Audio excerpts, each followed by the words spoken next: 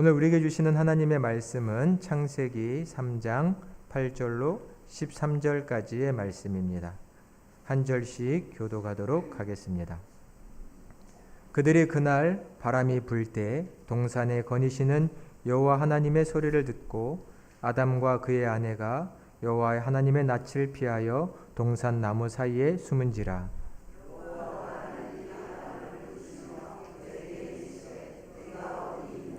이르되 내가 동산에서 하나님의 소리를 듣고 내가 벗었으므로 두려워하여 숨었나이다.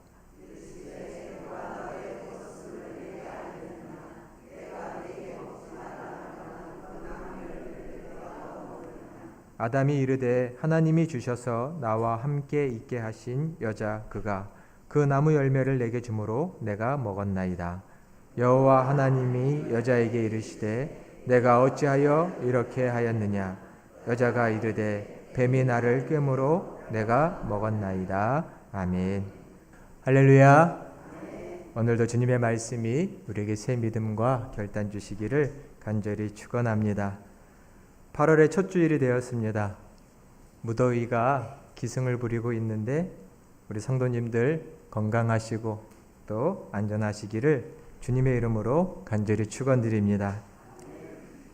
8월과 9월 많이 덥지만 아까 광고도 한번 드린 것처럼 이럴 때 오히려 조용하고 시원한 곳에서 하나님의 말씀을 묵상해 보시고 또 그 말씀에 비추어 내 모습을 돌아보셔도 참 좋을 것 같습니다.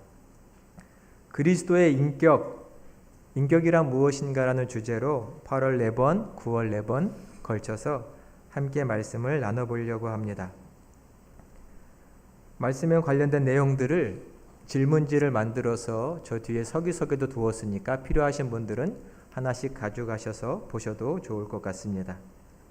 오늘은 변명과 정직이라는 데에서 말씀을 드리려고 하고요.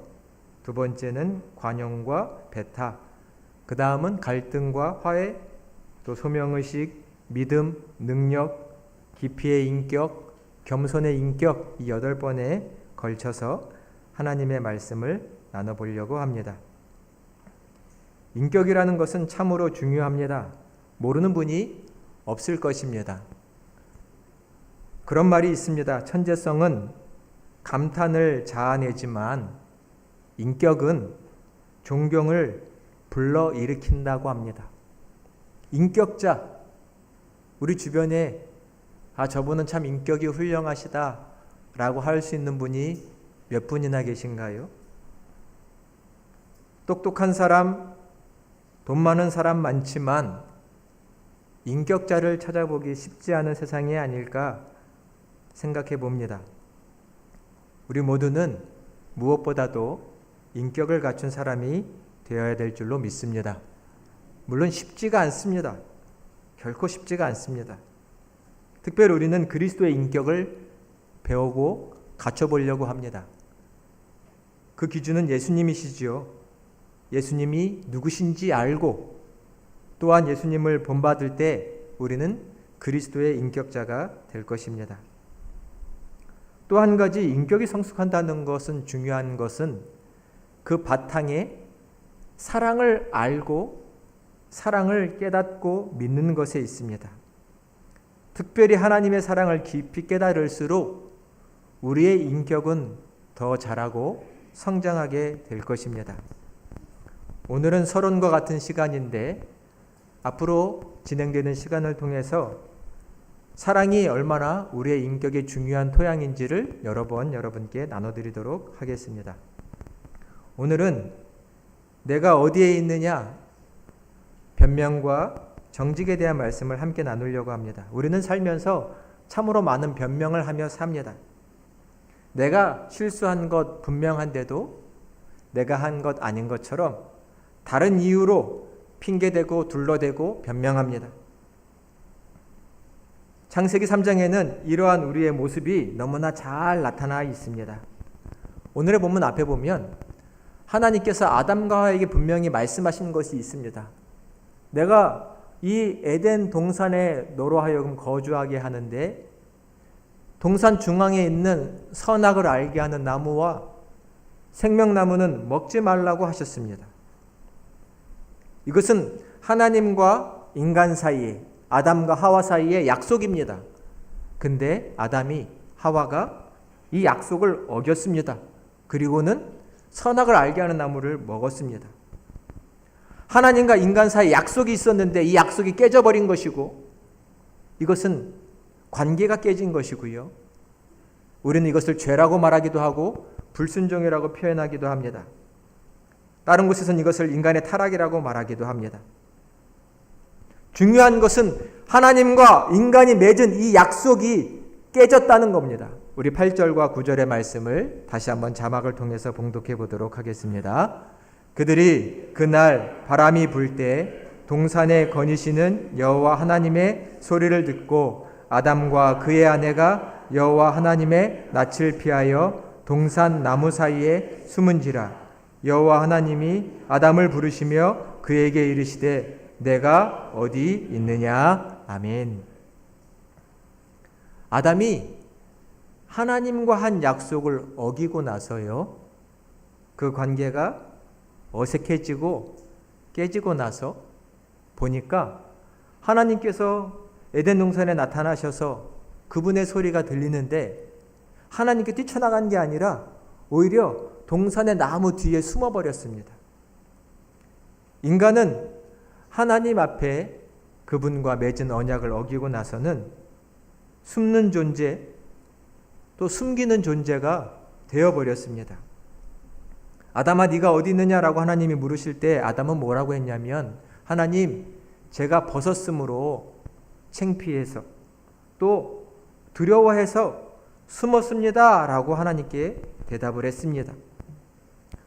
벌거벗은 거 하루 이틀 아닙니다. 여태껏 벌거벗고 하나님 앞에 있었는데 갑자기 하나님과 맺은 약속을 깨버리고 나서는 자기가 벌거벗었다는 것을 깨닫게 되었습니다.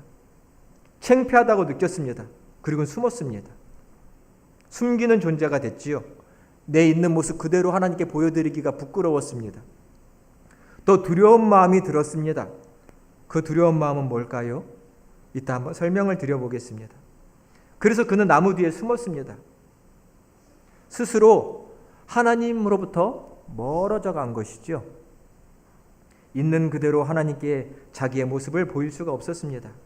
11절에 하나님께서 말씀하십니다. 내가 너로 하여금 먹지 말라고 한 그 열매를 먹었느냐?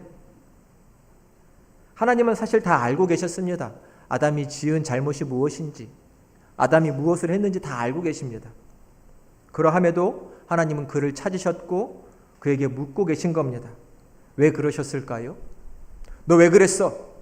지적하고 책망하시려고 하는 것이 아니라 거기에 하나님께로부터 멀어진 자리에 계속 있지 말고 다시금 하나님 앞으로 나오게 하시려고, 숨지 말고 하나님 앞에 나오게 하시려고 하나님은 아담을 찾으시고 아담에게 물으신 줄로 믿습니다. 그 사랑을 알아야 되는 것이죠. 그러함에도 아담은 하나님께 이렇게 반응하고 대답합니다. 우리 12절과 13절의 말씀도 같이 봉독해 보겠습니다. 아담이 이르되 하나님이 주셔서 나와 함께 있게 하신 여자 그가 그 나무 열매를 내게 주므로 내가 먹었나이다. 여호와 하나님이 여자에게 이르시되 내가 어찌하여 이렇게 하였느냐? 여자가 이르되 뱀이 나를 꿰므로 내가 먹었나이다. 아멘. 아담과 하와에게 하나님께서 왜 그것을 먹었느냐라고 물으셨을 때에 아담이 뭐라고 말했죠? 12절에 보니 하나님이 주셔서 내 옆에 있게 하신 이 여자가 내게 줘서 먹은 겁니다. 첫째는 하나님께 책임을 전가해 버리고 있습니다. 하나님이 주신 여자 아닙니까? 그 여자가 나로 하여금 하나님과 한 약속을 깨게 만들었습니다. 그 여자가 준 거 제가 먹은 것밖에 없습니다. 하와한테 물으시자 하와는 뭐라고 말했죠? 저 뱀이 깨어서 제가 먹었습니다. 물론 여자가 줬을 수도 있고 뱀이 꿰었을 수도 있겠지만 받아서 자기 입에 넣고 씹고 삼키는 건 누가 해야 되나요? 다 본인이 해야 되는 거 아닙니까? 자기가 한 거죠.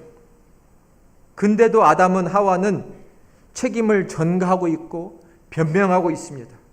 하나님이 주신 여자 아닙니까? 저 여자가 그렇게 했습니다. 뱀이 그렇게 했습니다. 책임을 전가하면서 자기를 보호하고 지키고 싶은 거지요. 왜요? 두려움이 있기 때문입니다. 두려움이 있어서 자기를 지키고 싶은 겁니다. 어떤 두려움일까요? 이것이 중요합니다. 사랑받지 못할까 하는 두려움. 무가치한 존재로 생각되어서 버림받지 않을까 라는 두려움이 있으면요, 사람은 자기의 실수와 잘못을 있는 그대로 노출하고 말하기 어려워지고요, 변명하고 싶고 누군가에게 이 문제의 책임을 전가하고 싶어지는 것이죠.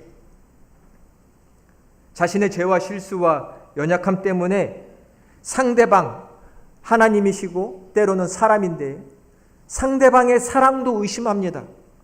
잘못은 내가 하고 약함도 실수도 나에게 있는데 우리는 그것 때문에 상대방의 사랑도 의심하고 있습니다. 그리고는 변명합니다. 피합니다. 숨습니다. 이것이 아담의 모습이었고 또 우리의 모습입니다. 심리학적으로 조금 말해보면 사람들은 변명을 하는데 그것은 상처 입은 나를 지키고 싶어서 또 상처를 입게 될 나를 지키고 싶은 방어 기제라고 말할 수 있습니다. 어릴 적에요, 부모로부터 또 누군가로부터 조건적인 사랑을 받으면 이런 경향이 커집니다. 잘한 거에 대해서는 칭찬을 받는데 못한 거에 대해서는 큰 책망과 책임을 묻는 그런 환경 속에서 자라는 사람들, 엄한 부모 밑에서 자란 어린이들은요, 자기가 조금만 잘못해도 혼나고 책망받았기 때문에 또 그것에 대한 책임을 부모가 물었기 때문에 자기의 실수가 조금만 나타나도 자기의 연약함이 조금만 드러나도 쉽게 변명하고 그것은 내 책임 아니에요 라고 말하고 싶은 심리가 사람 안에 자리 잡게 만듭니다. 조건적인 사랑을 받아본 사람, 지나친 책망을 받아본 사람은, 어릴 때 그러한 경험이 있는 사람은 심지어는요, 커서도 자기가 작은 실수만 해도 즉각적으로 변명을 하는 것을 보게 됩니다. 안타까운 모습이죠. 즉 깊고 더 큰 사랑을, 나를 용납해주고 끌어안아주고 수용해주는 사랑을 경험해보지 못한 사람의 모습입니다. 내가 있는 모습 그대로 나를 받아준 부모와 나를 받아준 스승과 사람들이 옆에 있는 사람들은 비록 작은 실수와 잘못이 드러나도 변명하지 않게 되지만, 반대로 나를 사랑해주고 수용해주지 못한 사람들 사이의 큰 사람들은 너무나 쉽게 변명하고 자기의 모습을 노출하고 알리기가 쉽지 않습니다. 제가 교회학교 사역을 하면서 느낀 것 하나가, 딱 중요한 것 하나가 이겁니다. 어릴 적에 부모로부터 큰 사랑, 무한한 긍정을 받지 못하고 자란 아이들은요, 이 마음속에 큰 구멍이 하나 있습니다. 뻥 뚫린 구멍이 있어서 늘 갈급합니다. 그러다 보니 중독에 빠지기도 하고요, 특별한 인정을 받고 싶어서 폭력에 빠지기도 하고요, 쾌락에 빠지기도 하고, 여러 문제가 다양하게 나타나는데 그것은 결국은 자기가 부모로부터 받지 못한 사랑 때문에 그렇습니다. 내 모습 있는 그대로 받아주고 수용해준 그 경험이 없는 사람들은 인격에 조금씩 일그러지고 얼룩이지게 마련인 것이지요. 그런 사람은 자존감이 낮을 수밖에 없습니다. 그래서 실수를 하면요, 내가 잘못했나가 아니라 나라는 존재 자체가 결함이 있다라는 생각으로 흐르는 경우가 많습니다. 그래서 그런 사람들은 잘못했다, 내가 실수했네, 이 말 한마디가 그렇게 어려운 겁니다. 잘못한 건 잘못했다고 말하면 되지. 그런데요, 자존감이 낮거나 무한한 긍정과 사랑을 받아본 경험이 없는 사람들은 잘못했다 말하기도 쉽지 않은 겁니다. 마치 무가치한 존재로 생각되거나 누군가로부터 내침을 당할까, 버림을 당할까라는 두려움이 그 밑에 깔려있기 때문이죠. 그래서 변명하고 포장하고 숨기게 되어 있는 것입니다. 혹 나는 사랑받을 자격이 없나 보다 여겨질까봐 두려운 것이지요. 그래서 변명이라는 것은 그 사람에게 최후의 방어선 같은 것이어서 늘 쉽게 나타나는 것이죠. 그러나 그러한 변명, 그러한 자기를 숨기는 것은 결국 하나님과 또 다른 누군가와 나를 고립시키고 단절시키는 안타까운 상황이 될 뿐입니다. 하나님께서는 그래서 우리에게 정직을 요구하십니다. 아담아 내가 어디 있느냐라고 물으신 것은 당연히 숨어있는 것, 또 아담이 한 짓을 다 알고 계십니다. 그래도 하나님은 그를 찾아서 자기 앞에 세우기를 원하십니다. 내가 무엇을 먹었냐라고 물으시는 것은 그를 정죄하시기 위함이 아닙니다. 아담아 나로부터 멀어져 있는 그 자리에서 일로 나오거라. 여기 와서 나랑 얘기하자라고 하시는 것이죠. 정죄하시는 하나님이 아니라 멀어진 관계를 회복하기 원하시는 하나님이시고 다시금 하나님과의 깊은 교제로 초대하기를 원하시는 하나님이라는 것을 우리는 믿어야 되는 것입니다. 간혹 누군가가 우리에게 잘못을 할 때가 있습니다. 뒤에서 내 험담을 했습니다. 또 어떤 사고를 쳤습니다. 그럼 우리는 그 문제를 해결하려고 함께 만나자, 얘기하자라고 합니다. 내 뒤에서 나 험담한 사람을 우리가 만났습니다. 그러면 우리의 마음은 일단 의도는 뭔가요? 너 왜 그랬어? 잘못했네. 그럴 수가 있어? 따져 묻기도 할 수 있겠지만 관계가 있던 사람이고 또 심지어는 친했던 사람이면 그의 실수, 그의 험담 그런 것들을 나와 만나서 얘기해주면 정직하게 다 얘기해주면 오히려 고마워하고 다 덮어버리고 그 관계를 유지하고 싶은 게 우리의 마음인 거죠. 어떤 큰 사고를 치고 실수를 했어도 정직하게 이래 해서 내가 잘못했다. 용서를 구하고 나오면 다시 잘해봅시다. 뭐 인생 다 그럴 수 있는 거죠. 하면서 다시금 회복하고 싶은 것이 우리의 마음이지요.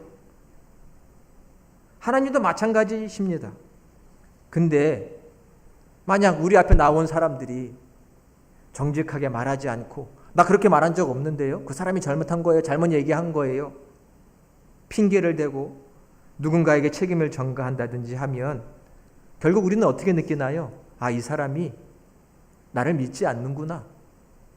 나를 향한, 자기를 향한 내 마음을 받아주지 않는구나. 오히려 더 깊은 실망에 빠지게 됩니다.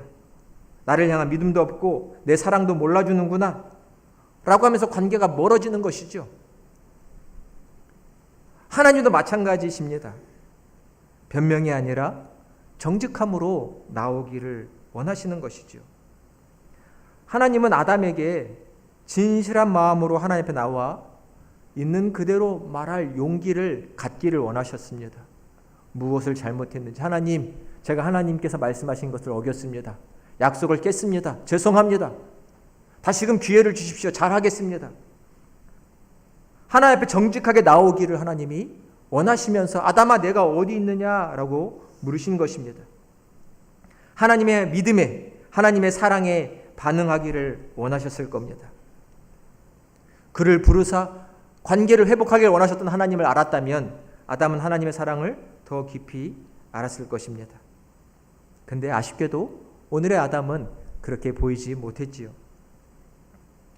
우리는 정직한 인격자가 되어야 합니다. 어떻게 될 수 있을까요?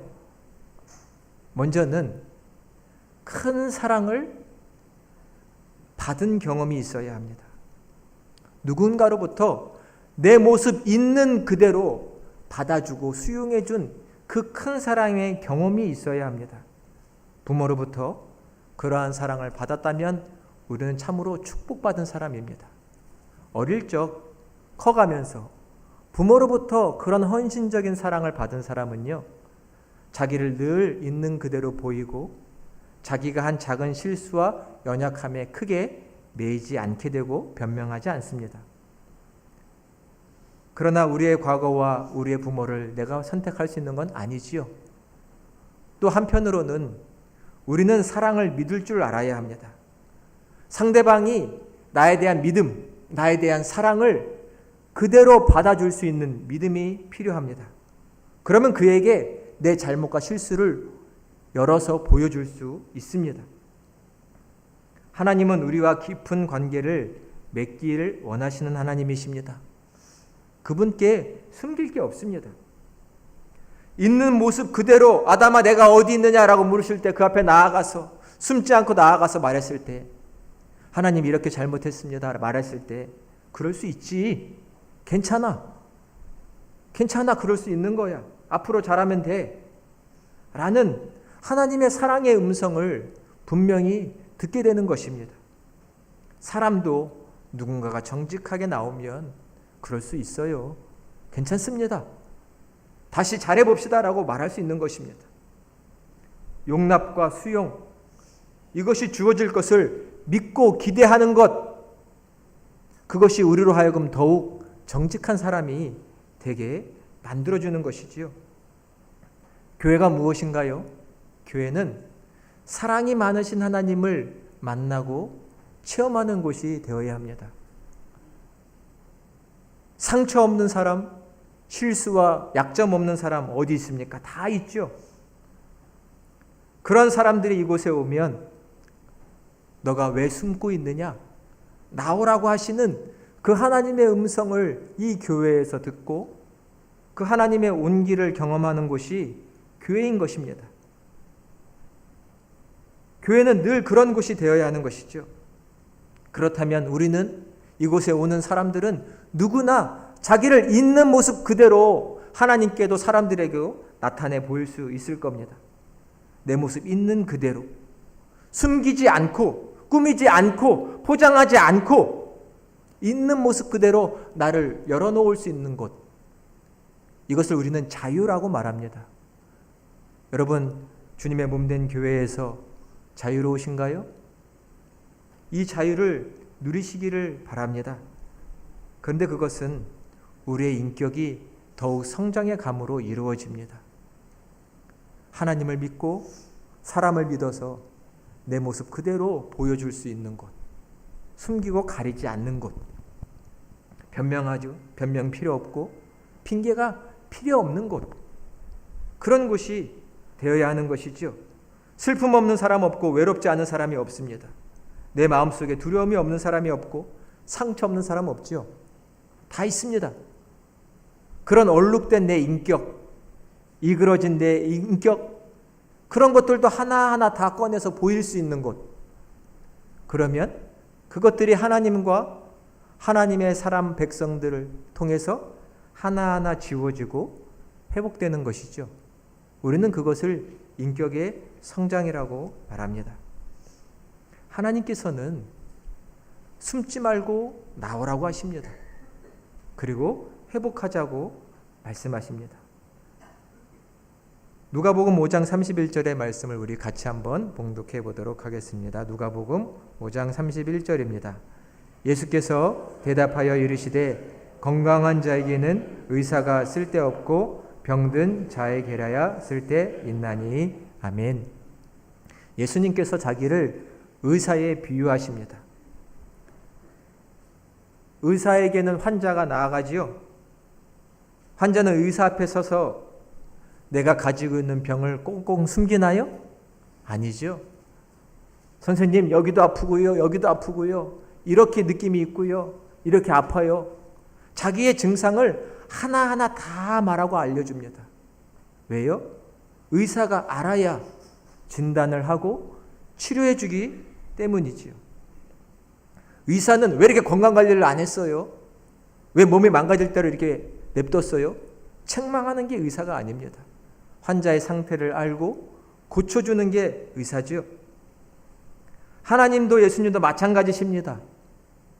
우리의 상처받은 영혼과 마음, 때로는 인격과 삶을 고쳐주시려고 나는 너희의 의사라고 말씀하시는 겁니다. 환자가 의사에게 자기의 모습을 다 드러내듯 우리는 우리의 모습을 다 하나님께 보여야 될 줄로 믿습니다. 그러면 그분이 하나하나 닦아도 주시고 싸매도 주시고 치료도 해 주시는 것입니다. 하나님의 사랑을 믿고 나아가야 됩니다. 그분은 나를 정죄하시는 분이 아니라 나를 품고 나와 깊은 관계를 맺고 하나님의 사람으로 변화시켜 가기를 원하시는 분이시기 때문입니다. 아담아 내가 어디 있느냐라고 부르시는 하나님의 음성은 내 앞에 나와 함께 새롭게 출발하자고 하는 하나님의 사랑의 음성인 것이지요. 이 하나님을 만나는 사람은 그렇게 살아갈 수 있게 됩니다. 하나님의 크신 사랑을 모르시나요? 십자가를 한번 보시기 바랍니다. 자기의 아들을 아낌없이 우리를 위해서 내어주신 하나님이십니다. 내 작은 실수, 내 연약함으로 그분 앞에 나아가지 못할 이유가 없습니다.